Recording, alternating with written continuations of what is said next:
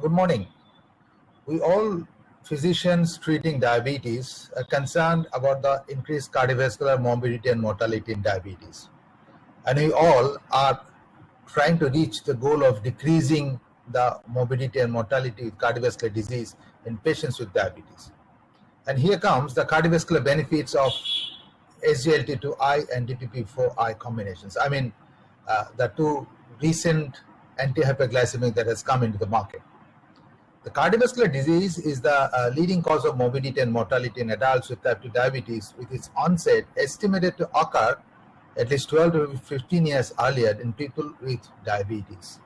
And this excess risk of this atherosclerotic cardiovascular disease, or ASCVD in short, in patients with type 2 diabetes has been estimated to be at least twice that of those without diabetes. In 2015, the era of evolving dimension of cardiovascular care in type 2 diabetes management began with the EMPA-REG outcome study, which demonstrated significant benefits of empagliflozin for cardiovascular mortality by reduction of cardiovascular events to the tune of 38%, as well as major adverse cardiovascular events in type 2 diabetes and CV disease. All types of CV deaths were reduced with empagliflozin. More prominent absolute benefits were observed for heart failure related deaths and sudden deaths. The post hoc analysis of EMPA-REG demonstrated consistent CV mortality benefit irrespective of prior CV events like myocardial infarction or stroke, heart failure burden, chronic kidney disease, baseline HbA1c level, control of multiple cardiovascular risk factors, or background use of metformin.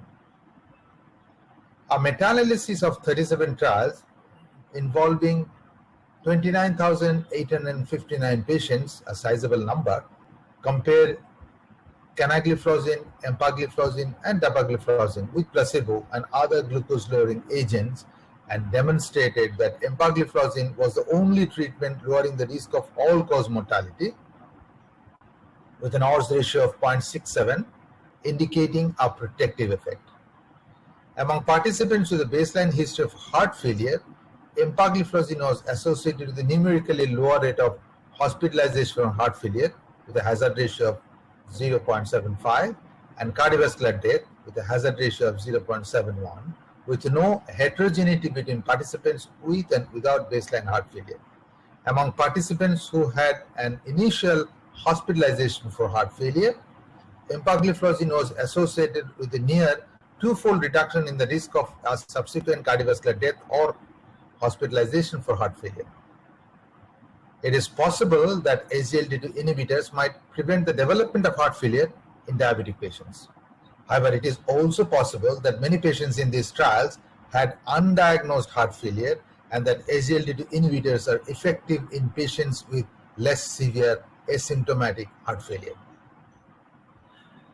Several mechanisms have been proposed for the cardiovascular effects of SGLT2 inhibitors, including osmotic diuresis and natriuresis, leading to blood pressure lowering, decrease in arterial stiffness and vascular resistance, decrease in weight, and decrease in uric acid and oxidative stress. EMPA-REG outcome showing that an increase in hematocrit, presumably due to vascular decongestion, was by far the most significant contributor, nearly 50%, to the improvement in outcomes with empagliflozin. Also, sub-analysis suggested that empagliflozin can ameliorate manifestations of heart failure by reducing signs of congestion as well as a requirement for diuretics.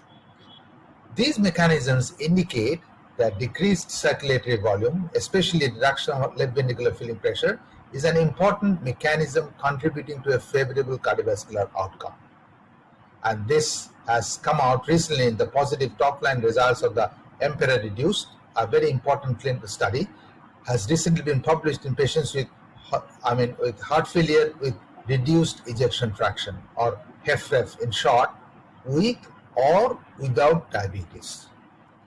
It has also been reported that SGLT2 inhibitors promote reverse cardiac remodeling, improve myocardial energetics and filling conditions, reduced left ventricular wall stress, and mass and reduce blood pressure and arterial stiffness. The EMPA-Heart CardioLink 6 study demonstrated that empagliflozin could produce early reverse cardiac remodeling in type 2 diabetes and stable coronary artery disease. Transthoracic echocardiogram performed before and 3 months after initiation of empagliflozin, when retrospectively evaluated in EMPA-REG outcome trial, it showed a significant improvement of diastolic function and reduction of left ventricular mass index in type 2 diabetes with CVD. Blood pressure lowering effect of SGLT2 inhibitor caused no compensatory increase in heart rate in EMPA-REG outcome trial, indicating that there was no further sympathetic nervous system activation after SGLT2 inhibitor treatment. A very important observation. Empagliflozin causes significant natriuresis, particularly when combined with loop diuretics, resulting in an improvement in blood volume. This favorable diuretic profile may offer significant advantage in the management of volume status in heart failure patients and may represent a mechanism contributing to the superior long-term heart failure observed with these agents. This recent EMPEROR-reduced trial was designed to evaluate the effects of empagliflozin 10 mg once daily in patients with heart failure and a reduced ejection fraction with or without diabetes, who were already receiving all appropriate treatments for heart failure.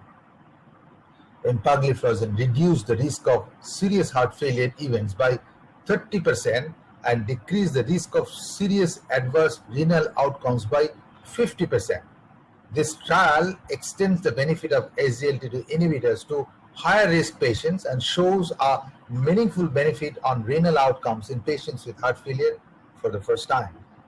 In Carmelina and Carolina trials, linagliptin has also demonstrated cardiovascular and renal safety, of course the secondary endpoint, of linagliptin versus placebo or active comparator when added to standard care in patients with type 2 diabetes who were at high risk of vascular complications.